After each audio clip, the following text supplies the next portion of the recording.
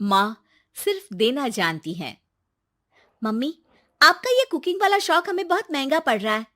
घर में सब कुक के हाथ का बना खाना खाते हैं, फिर भी आप अलग से खाना फेंकने के लिए क्यों बनाती हो? पता भी है कि इस तरह कितना पैसा खर्च होता है। अरे पर बहू, मैं तो सब रोहित के पसंद का खाना बनाती हूँ। मम्मी, वो सब मुझे बचपन में पसंद था। अब इतना तेल खिलाकर बीमार करोगी क्या? वैसे भी मैं पूरा समय कभी क्लाइंट तो कभी बॉस के साथ मीटिंग में रहता हूँ। इसलिए आप अपनी बर्बादी को मेरा नाम तो मत ही दीजिएगा। ये है पिंकी की सास निर्मला, जिन्हें सबको अपने हाथ का खाना खिलाना बहुत अच्छा लगता है, लेकिन राहुल और पिंकी को ये पसंद नहीं है। इसी के चलते वो निर्मला को खाना बनाने के लिए 10 बातें सुनाकर वहां से चले जाते हैं।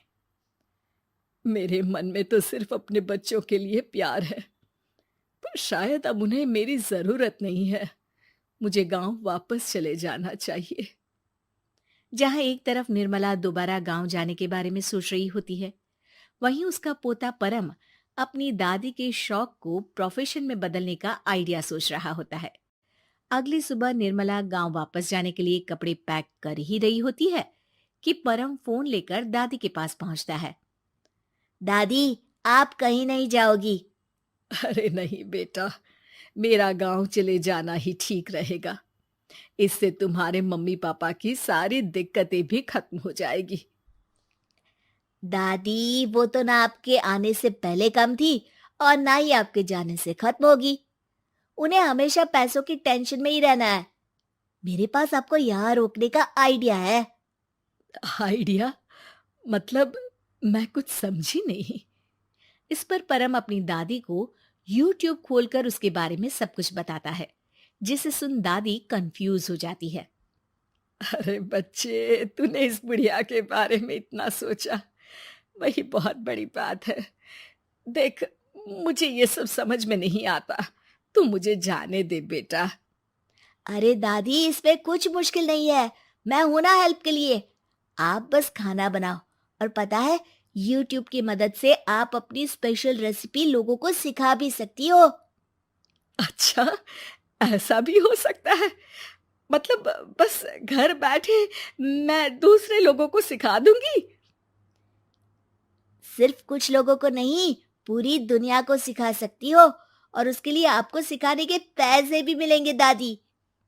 इस पर बहुत देर तक दादी को YouTube के बारे में समझाकर आखिर में परम उन्हें कन्विंस कर ही लेता है, जिसके बाद वो गांव जाने का प्लान कैंसिल कर YouTube चैनल शुरू कर देती हैं। हमने ये शुरू तो कर दिया, पर इससे कहीं रोहित और पिंकी को दिक्कत ना हो बेटा। दादी, वो आपके बारे में नहीं सोचते तो आप क्यों उनके बारे में इतना सोच रही हो? इसके बाद दादी पोता मिलकर खाने की वीडियो और साथ ही उनके ट्यूटोरियल की वीडियो बनाकर उन्हें YouTube चैनल पर अपलोड करने लगते हैं। सब खुशी से चल रहा होता है कि कुछ हफ्तों में ही पिंकी को इसकी खबर हो जाती है। हमारी पीठ पीछे घर में ये सब क्या चल रहा है? अरे मम्मी, आपको तो अपना टाइम पास करना है, पर उसमें मेरे बेटे का फ्यूचर क्यों खराब कर रही हो? पढ़ाई के टाइम आपके साथ किचन में लगा रहेगा तो फेल ही हो जाएगा ना। वैसे इस YouTube वाले के शौक के लिए आप जो फैंसी डिशेस बना रही हो, उसके पैसे कहाँ से आ रहे हैं? मम्मी, आपको हमेशा पैसों की चिंता ही क्यों लगी रहती है? और रही बात मेरी पढ़ाई की, तो आपसे ज्यादा दादी को उसकी चिंता है। इसीलिए मेरी पढ़ाई के बाद ही वो ये काम करती है। परम, अपनी मम्मी से बात करने का ये कौन सा तरीका है? और मम्मी ने पैसों के बारे में कुछ गलत तो नहीं पूछा? जब घर में हम दोनों कमाते हैं, तो ये पूछने का अधिकार तो है कि पैसे कहाँ इस्तेमाल हो रहा है। मम्मी का ये जानना जरूरी बनता है। पापा, आप अपनी मम्मी से कैसे बात करते हो, ये तो मैं देख ही रहा हूँ। तो आपके मुंह से ये बातें तो अच्छी नहीं लगती। और रही बात पैसों की, तो आप दोनों हर समय मुझसे दूर रहने की कंपेंसेशन में जो पॉकेट मनी देते हो ना, हम उसी से ये सब कर रहे हैं।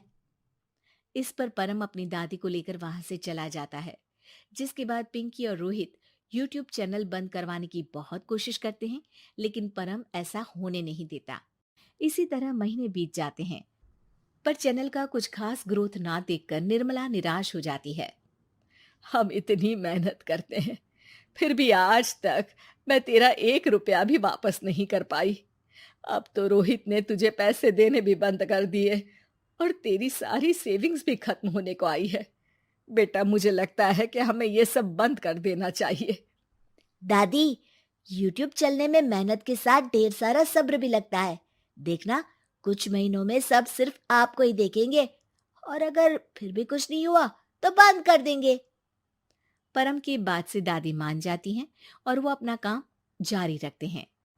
अगले ही महीने पूरी दुनिया में लॉकडाउन लग जाता है, जिसमें सब घर में तो बंद हो जाते हैं, लेकिन साथ ही पिंकी की जॉब चली जाती है और रोहित के ऑफिस में भी ज्यादा अच्छे हाल नहीं होते। लेकिन वहीं लॉकडाउन के असर में निर्मला के सब्सक्राइबर्स और व्यूज बढ़ने लगते हैं। देखा दादी, मैंने कहा था ना, एक दिन सब आपको ही देखेंगे। अब तो आप बस रोज एक वीडियो अपलोड करो और जादू देखो।